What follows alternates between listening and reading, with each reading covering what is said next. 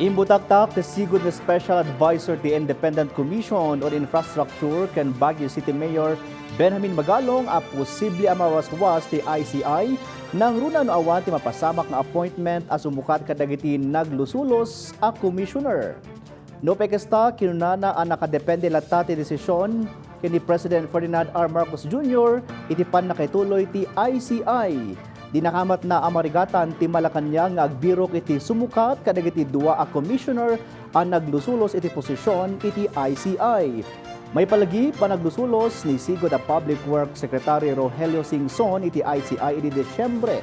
Gapo iti parigot na iti salunat, bayat ang naglusulos mat ti financial expert ani Rosana Fajardo kalpasan nga indeklarana an alpasan ti akam na iti komisyon.